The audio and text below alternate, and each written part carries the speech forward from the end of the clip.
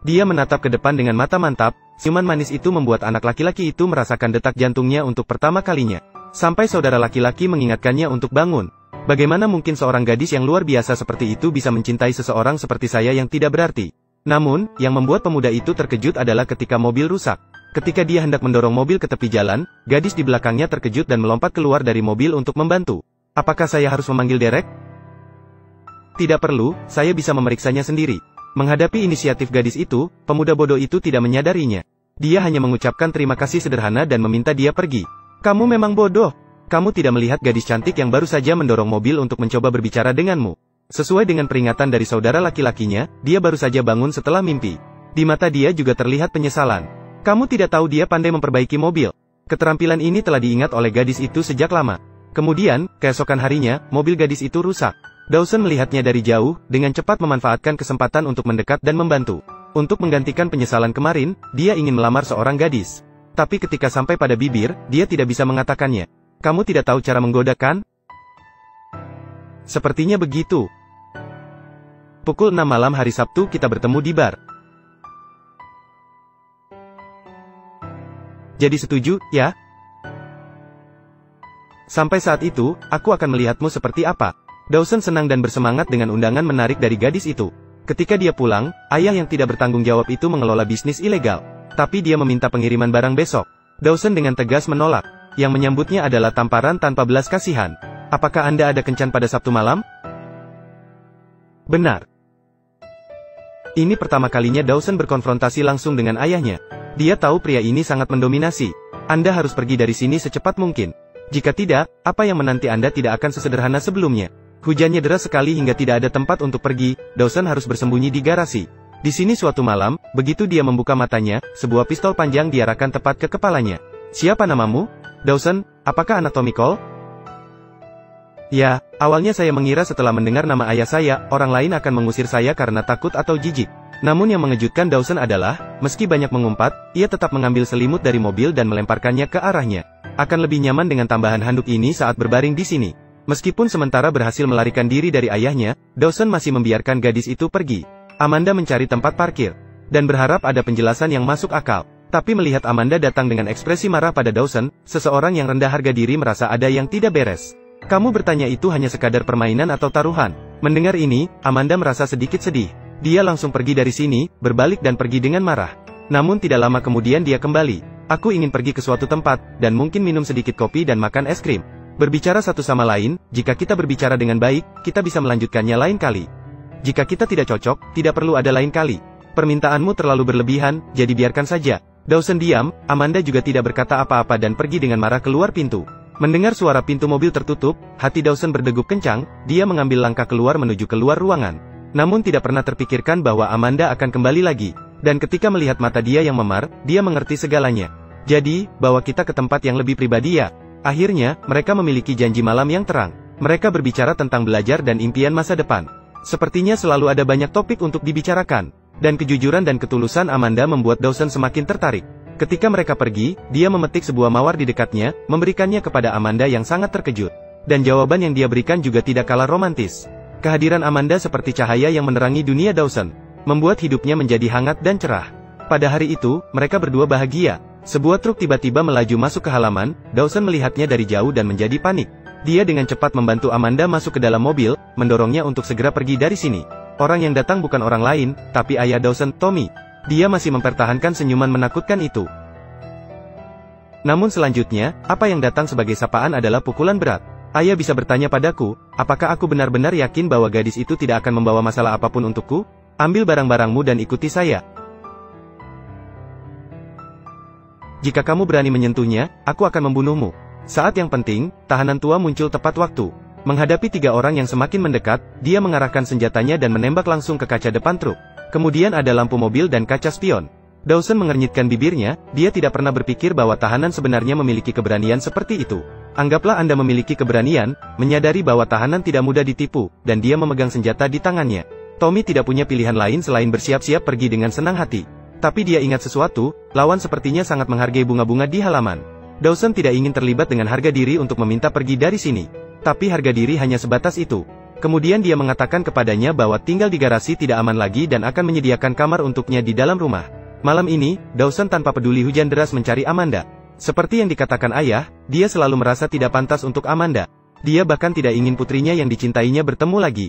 Dia ingin mengakhiri hubungan tetapi Amanda mengatakan kepadanya bahwa dia tidak peduli. Secara perlahan, Amanda menjadi tamu tetap di rumah Tucker. Dia menemukan bahwa Tucker sangat menyukai bunga tulip di halaman. Setelah mencari tahu, dia menemukan bahwa ini adalah apa yang istri meninggalkan untuknya. Kadang-kadang saya membawa bunga untuk berbicara dengannya.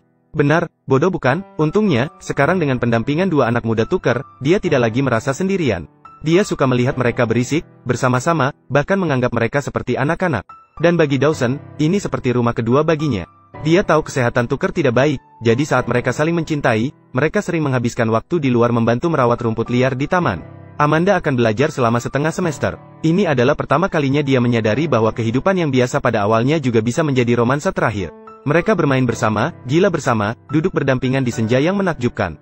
Dan bunga tulip di halaman semakin panjang dan tenang menyaksikan sebuah cinta yang manis.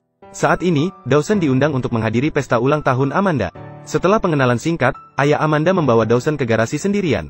Senyumnya perlahan memudar, dia langsung masuk ke inti masalah. Saya harap Dawson bisa meninggalkan Amanda, dan sebagai gantinya dia telah memberikan banyak uang kepadanya. Mendengar ini, wajah Dawson juga menjadi dingin. Dia minum anggur merah dalam genggaman, lalu memecahkan gelas anggur, meninggalkannya dengan marah. Dengan sinar matahari senja yang hangat, Dawson telah berpikir lama. Memikirkan ayah yang melakukan hal jahat, mungkin sebaiknya kamu benar-benar melepaskannya. Hanya kekhawatiran ini setelah mengetahui kebenaran Amanda muncul dia memeluknya. Berapa banyak yang ayah berikan padamu? Anda tak ternilai harganya. Dia memberi saya mobil lain dan saya akan berpikir lagi. Kamu sangat buruk. Dawson mengenakan pakaian yang diberikan Tucker untuk persiapan pergi ke pernikahan saudaranya.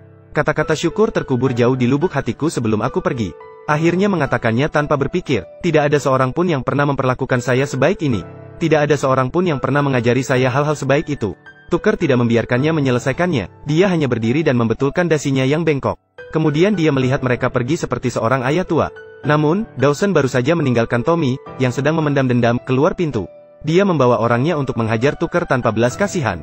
Kemudian dia memegang kepala pria itu, agar dia melihat dengan mata kepala sendiri taman bunga yang ditinggalkan oleh istrinya hancur. Pada saat yang sama, Dawson, yang baru saja pergi beberapa waktu yang lalu, menemukan bahwa dia meninggalkan sesuatu di rumah. Dan ketika dia pulang dan melihat tank tergeletak di luar halaman, dia dengan sukarela membantu. Setelah berpikir ulang, Dawson mengerti alasannya, dia mengambil senjata di rak kayu dan keluar dari ruangan. Tetapi saat itu, pikiran Dawson telah dikuasai oleh kemarahan. Tidak lama kemudian, Dawson menemukan ayahnya.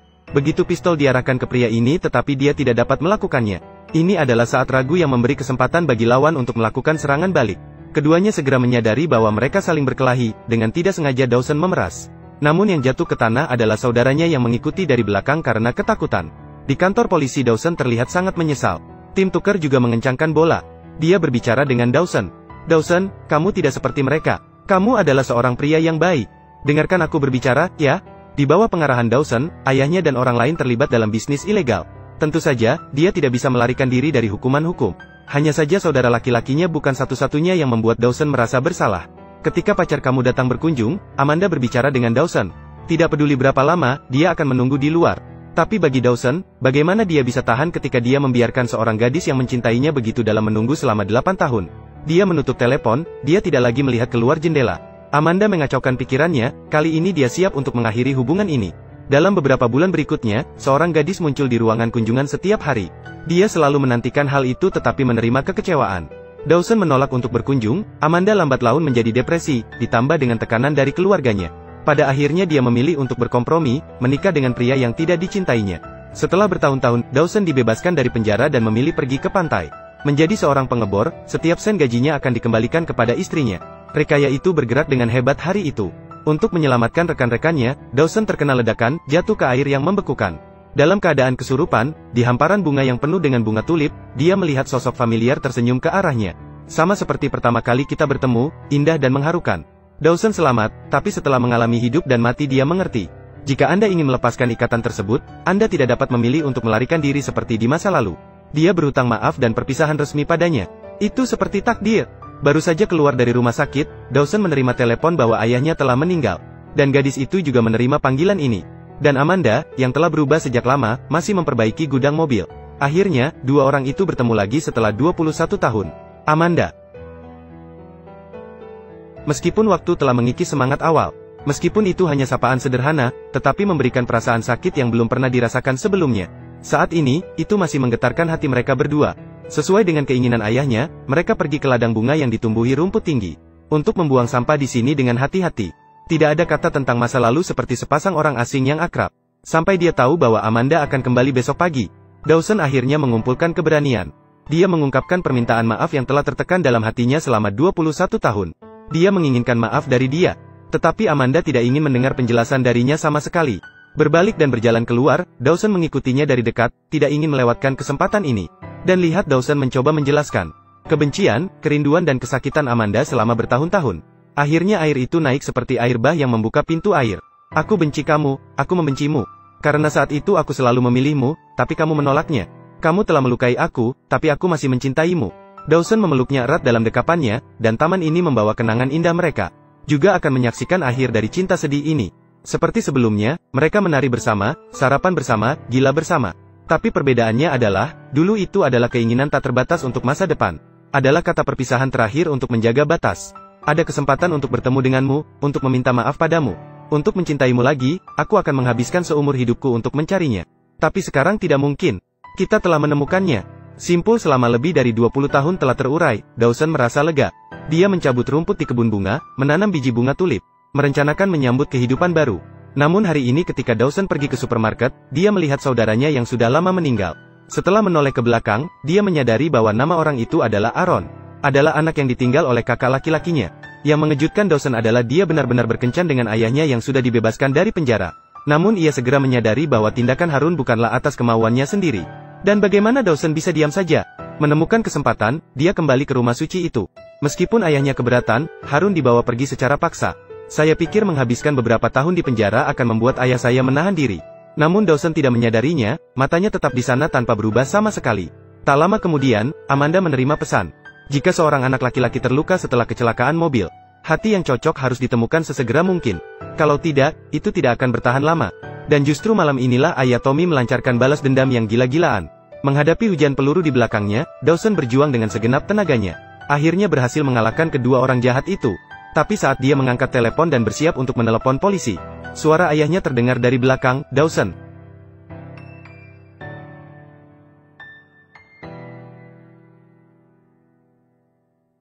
Kegilaan.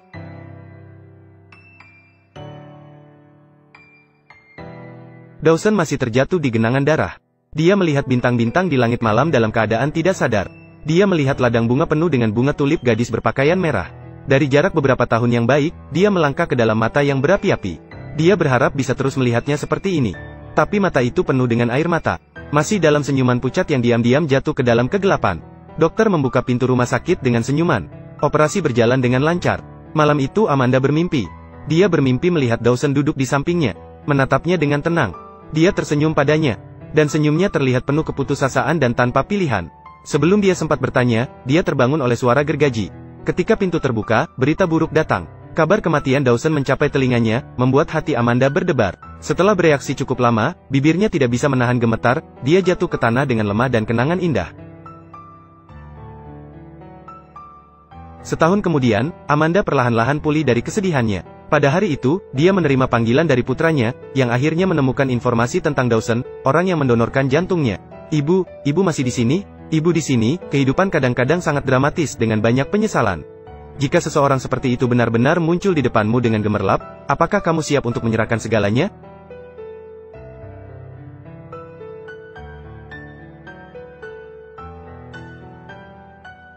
Melihat kesempurnaan, kebenaran selalu menyakitkan orang lain, akhirnya pertemuan satu-satunya dalam hidup terbuang sia-sia.